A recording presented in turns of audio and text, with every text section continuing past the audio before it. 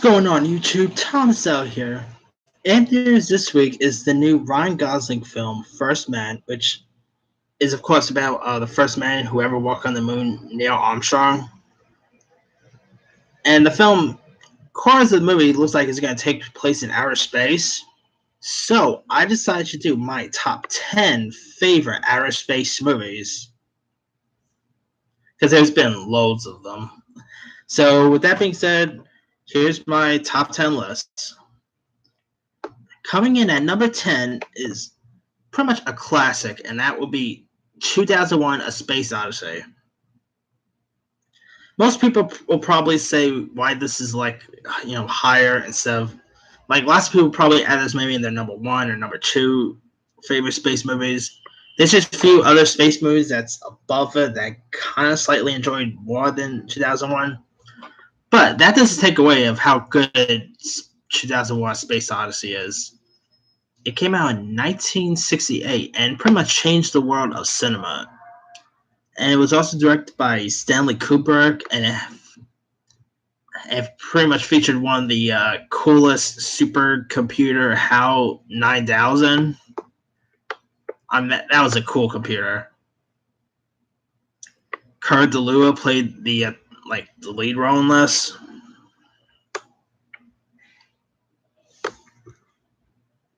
Yeah, 2001: A Space Odyssey it's a terrific movie. It had some pretty cool special effects at the time. HAL 9000 looked cool. 2001: Space Odyssey pretty much paved the way for other major films kind of like this. Lots of movies that's in my top 10 list are kind of influenced by 2001. And yeah, if you guys still haven't had a chance to check out 2001, it's really good. I actually saw 2001: Space Odyssey back in theaters in the IMAX back in August. Really good experience. It was pretty cool seeing this on the big screen for the first time. And yeah, 2001 is a really good watch.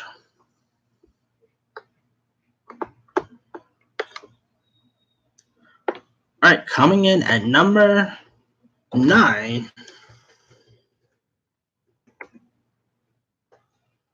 is the 2015 space film The Martian, which is of course based on a book and was directed by Ridley Scott, who is no stranger for space movies.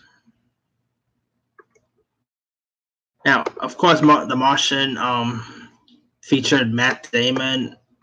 We also had the likes of Jessica Chastain. Companion was in this. Kristen Wiig, Jeff Daniels, Sean Bean, Sebastian Stan. Chiwetel Ejiofor was in this movie. And Matt Damon pretty much plays an astronaut who becomes stranded on Mars after his team assumes he's dead, and so he must rely on lots of other stuff, and he also has to try to find a way to signal to Earth to let everyone know that he's still alive and all. Matt Damon gave a really good performance. Ridley Scott did a good job. It's also based on a book which I never really read, so I don't know much about the book or anything. But all I know, the movie version is terrific.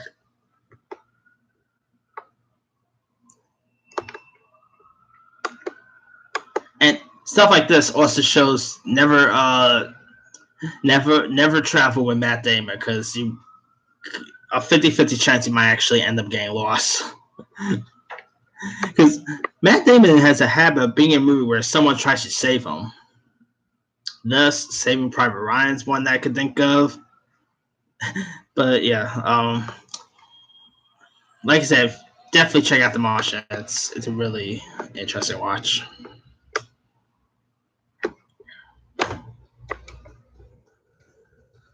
All right, coming in at number 8 is a Oscar-nominated film, and that would be Gravity, which was actually one of the highest-grossing movies of October. Venom came out, and it became really it broke the worldwide office records in October. It kind of beat out Gravity as well as The Martian. Now, the movie The Gravity was directed by Alfonso Cuarón, who won his first Oscar for this. And the only major people in this is mainly Sandra Bullock and George Clooney. For George Clooney was not in this for much longer.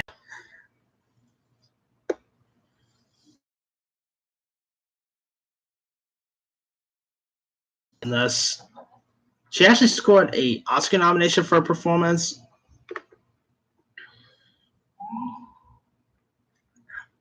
Because Sandra Bullock and George Clooney both play two astronauts who are suddenly stranded in outer space, and they gotta try to find ways to survive. This movie is actually really hard, like a hard watch, believe it or not. I mean, I saw this movie in IMAX back in 2010, and that was a pretty cool experience. I mean, seeing Gravity and I'm in a big screen like IMAX was pretty cool. I mean, Bullock was really good. Clooney did pretty good in his part. Cuarón did a good job at directing. Yeah, Gravity is a really good little movie. All right. Coming in at number 7 is Interstellar, which starred the likes of Matthew McConaughey, Anne Hathaway. Jessica Chastain was in this. David Oyelowo was in this movie. And it was also directed by Christopher Nolan. And this was actually his follow-up to his first feature film, non-Dark Knight film he did since leaving the Dark Knight trilogies. This movie is actually pretty sad towards the end. I don't want to spoil much of this movie because I don't know how many people have not seen Interstellar. But Interstellar it's really good. It also has Matt Damon in it, by the way. So Matt Damon has a thing with outer space. Anyway, yeah, Interstellar it's probably maybe one of my favorite Nolan films. Not like my number one favorite or anything like that, but it's definitely up there with the Dark Knight trilogies and Insomnia.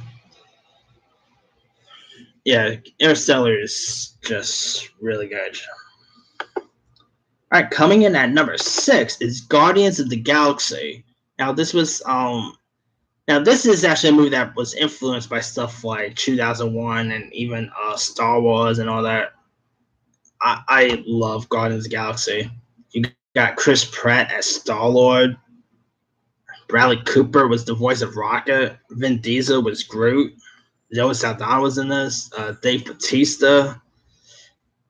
I mean, I remember when Guardians of the Galaxy was first announced, I didn't really knew much about it. But then I went in checking out the movie, and I simply ended up loving it. It actually ended up in my top 10 favorite movies of the year it came out in. That's how much I enjoyed it. I had so much fun with it. It had some darn good music. I love the music in these movies. Like Guardians of the Galaxy they have a good taste when it comes to music. And of course, Groot and Rocket were both scene stealers. And then we had part 2, which featured Baby Groot. Then, in Infinity War, featured Teen Groot. So I guess adult Groot's going to appear in Avengers 4, maybe? Or probably Guardians of the Galaxy 3. If Guardians of the Galaxy 3 actually comes, because of the whole James Gunn situation, But yeah, I just love the Guardians of the Galaxy movies. If some reason, if you guys still haven't seen them, check them out. They're really fantastic. All right, coming in at number 5 is pretty much the only major comedy on my list, and that would be Spaceballs, the Mel Brooks classic spoof movie that, of course, spoofs Star Wars. Now, Spaceballs was released in. Let me pull up the year it was released in.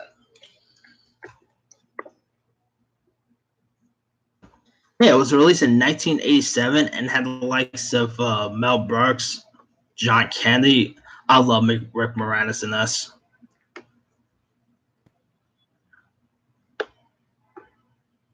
I miss Rick Moranis. I wish he could, make a comeback in the future.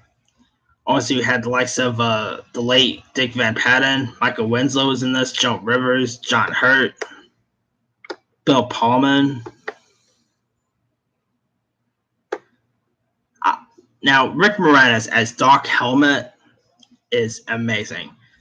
On an episode of, a recent episode of The Goldbergs, Rick Moranis actually reprised his role as Doc Helmet on an episode of The Goldbergs.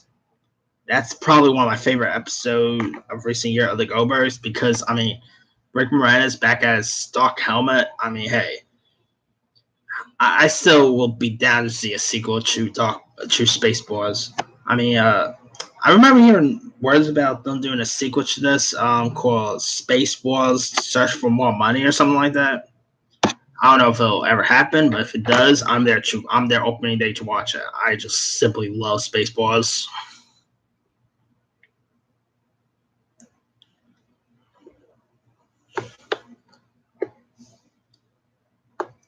All right, coming in at number 4 is the Ron Howard classic Apollo 13. Now, Apollo 13 had a really decent cast. The cast here included Tom Hanks, Bill Paxton, Kevin Bacon was in this.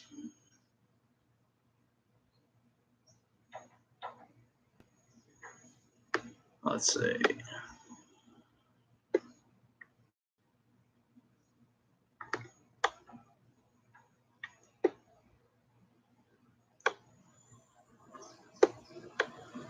Oh yeah, Gary Sinise, Ed Harris.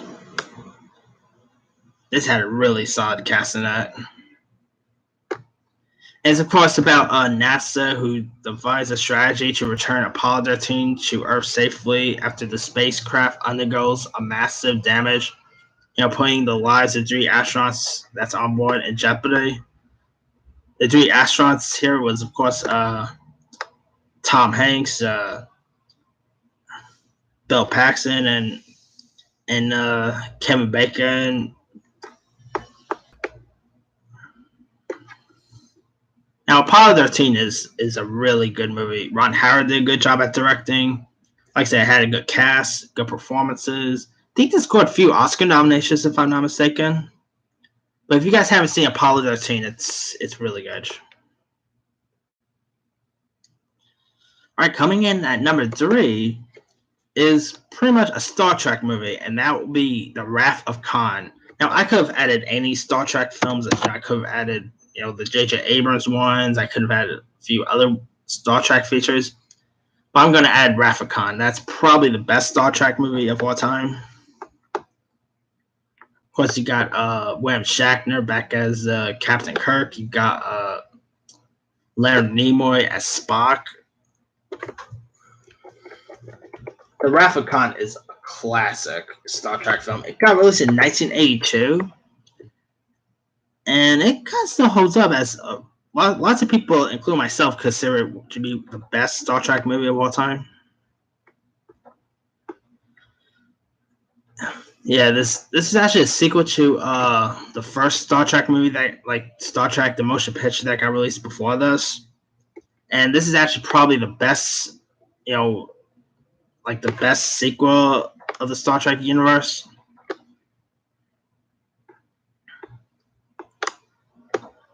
You also had George Takei back as Sulu. Walter Koenig was Chekhov.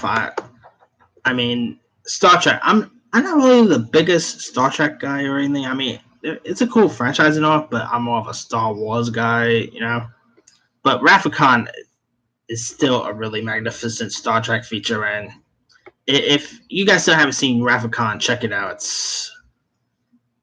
Khan is, of course, one of the greatest sci-fi villains. Well, okay, I'm exaggerating. He's not the greatest sci-fi villain, but he's actually a really good villain. Benedict Cumberbatch as Khan in Into the Darkness was good too. Oh, spoiler! That kind of is a little bit of a spoiler, by the way. But anyway, coming in at number 2 is Alien, which of course, features the classic xenomorph. Sigourney Weaver was Ellen Ripley. You also had I think Tom Skerritt was also in this movie. I mean, Ellen is really good. Ellen Ripley pretty much paved the way for other female heroines. Like, if it wasn't for Ellen Ripley, you probably wouldn't have people like Sarah Connor or Rey from Star Wars or anything like that. Sigourney Weaver as Ripley was amazing. I also love the alien look.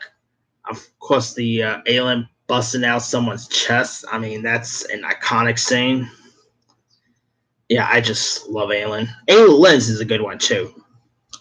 And also Alien Covenant was also really good. Prometheus. We don't talk about Alien vs. Predator or Alien 3 or the other Alien movies. The best one of them all is probably the first two. But Alien Covenant is still a good one. All right, coming in at number 1 for my favorite space movies is an obvious one. It's The Empire Strikes Back. Such a fantastic Star Wars movie. Now, this was, of course, a follow-up to A New Hope. A New Hope was good, but Empire Strikes Back was better. I mean, Darth Vader was an awesome villain in this. Of course, that twist towards the end. I don't know how many people. I mean, because spoiler for a really, really old movie. So there you go. Pretty much it turns out that that Darth Vader is Luke's father. So that was a cool twist at the end. I just love Carrie Fisher as Princess Leia, Harrison Ford as Han Solo, Mark Hamill as Luke Skywalker. It also has some cool lightsaber. I almost said lifesaver. Lightsaber, fights in it. Yeah, Empire Strikes Back is just amazing. It's definitely my favorite Star Wars movies, and I also love the other ones that came after it. Where we're talking about I'm one of the few who didn't mind the prequels. Of course, the new Star Wars movies, Last Jedi, Force Awakens, Solo was all pretty good in my opinion. But the best one out of the bunch is still The Empire Strikes Back. But yeah, that's pretty much it for my 10 favorite space movies. Here's the rundown. Number 10, 2001, A Space Odyssey. Number 9, The Martian. Number 8, Gravity. Number 7, Interstellar. Number 6, Guardians of the Galaxy. Number 5, Spaceballs. Number 4, Apollo 13. Number 3, The Wrath of Khan. Number 2, Alien. And number 1, Empire Strikes Back. Now, there's a few other ones I could have added. Let me pull up the list. Solaris is a pretty good one. Some of the other Star Wars movies. Moon with Sam Rockwell. The Right Stuff is a classic. Wall-E. Elysium's pretty good. Armageddon. The Fifth Element. Galaxy Quest, which is a Star Trek spoof. Avatar I could have added. Serenity's a good one. Dune. Jason X is kind of more of a guilty pleasure of mine. Leprechaun in space, no thank you. But yeah, that's pretty much it. Let me leave to you guys. What are your favorite space movies? Drop a comment below. Don't forget to like, subscribe, hit that bell for more notifications. This here is Thomas L. signing off.